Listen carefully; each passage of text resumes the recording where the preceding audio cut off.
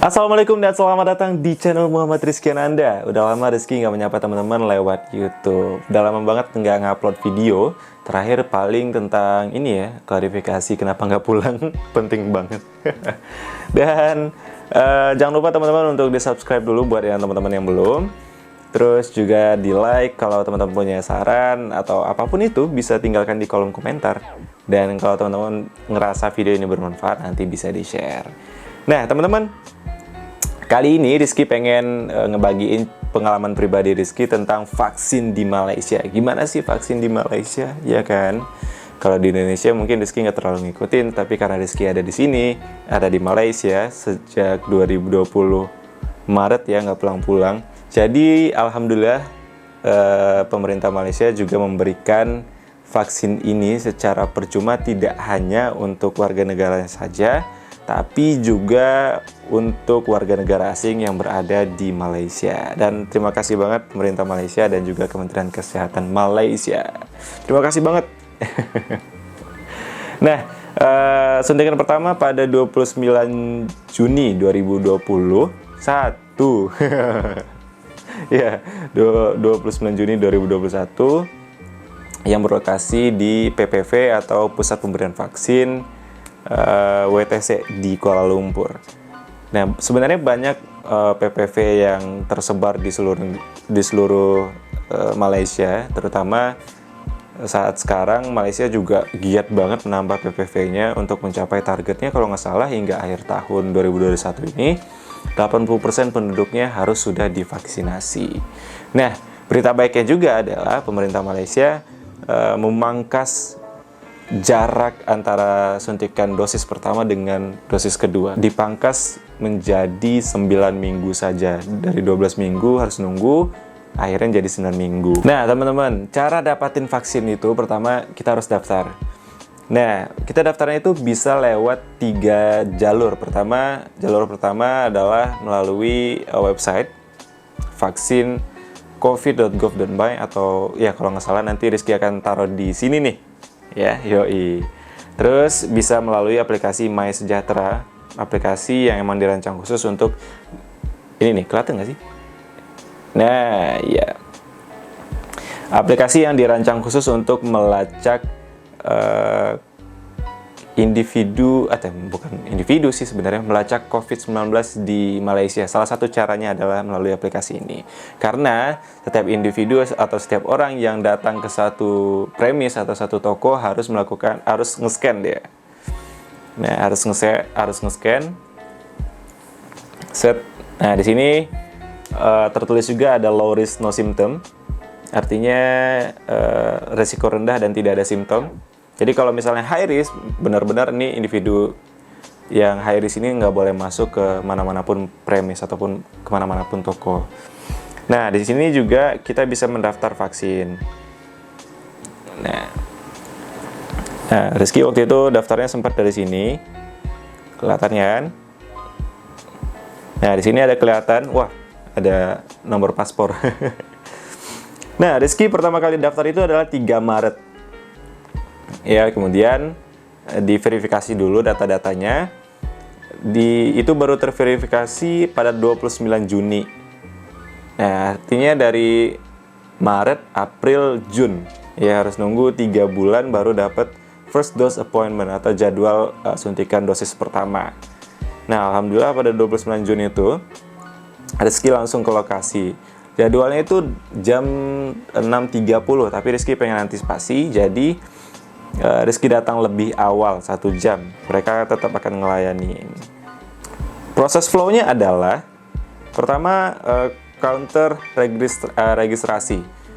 Sebelum kita masuk ke registrasi, kalau di WTC di Kuala Lumpur itu kita akan dibagi menjadi 3 station. Ada jalur station pertama, station kedua, dan ketiga. Kemudian mengikuti lorongnya sampai meja registrasi itu kita hanya menyerahkan kalau yang bawa paspor, yang kalau untuk warga negara Malaysia mereka menggunakan KTP-nya di sini atau IC kalau di sini, identification card. Kemudian Rizky menggunakan iCard atau immigration card karena paspor Rizky masih ditahan oleh visa office di kampus Rizky karena proses perpanjangan visa. Nah, kita nanti di situ mendapatkan satu formulir seperti yang ini.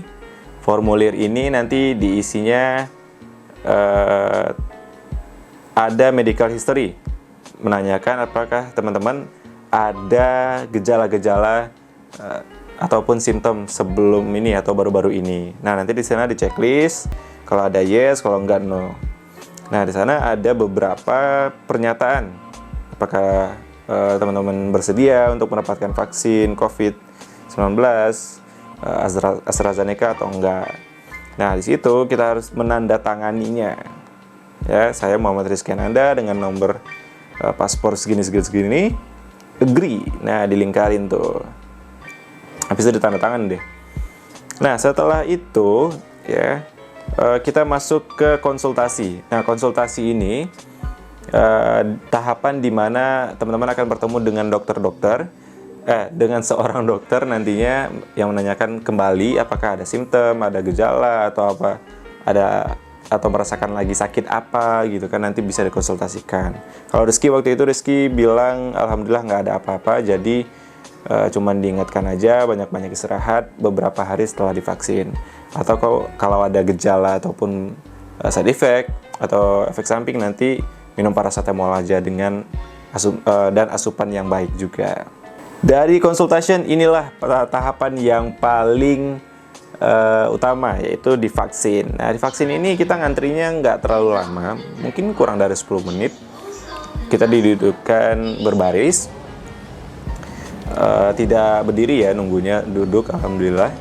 Kemudian tinggal menunggu panggilan dari panitianya. Di WTC sendiri ada beberapa bilik, kalau nggak salah sampai belasan atau sampai 20 something biliknya, dan satu bilik itu ada bisa memuat untuk 2 individu untuk divaksin. Di dalam selama divaksin sebenarnya nggak boleh divideoin, tapi boleh ngambil foto.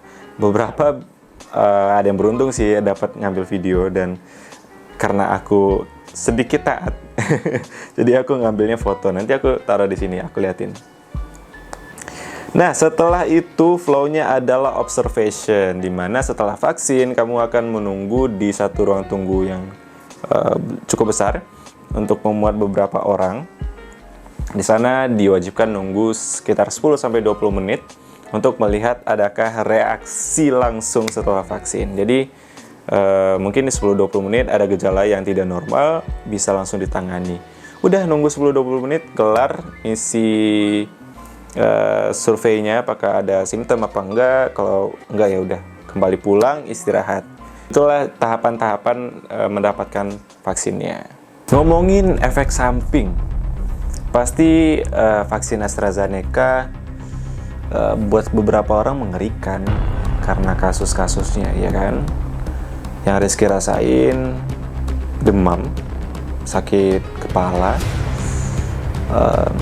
badan juga sakit-sakit, nyeri-nyeri, dan apalagi yang bekas suntikan.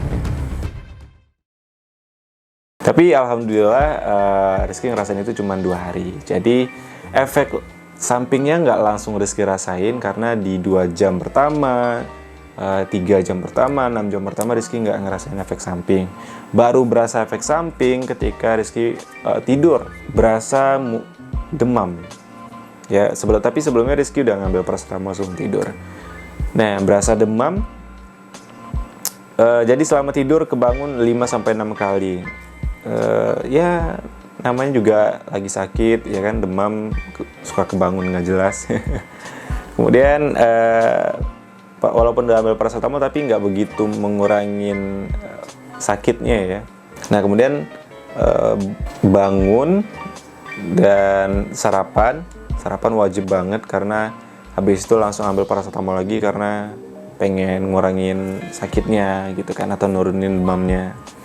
Nah, rajin-rajin aja asupannya dijaga, kemudian paracetamol juga selama 2 hari. Itu pribadi Rizky ya, karena Rizky ngalaminnya seperti itu.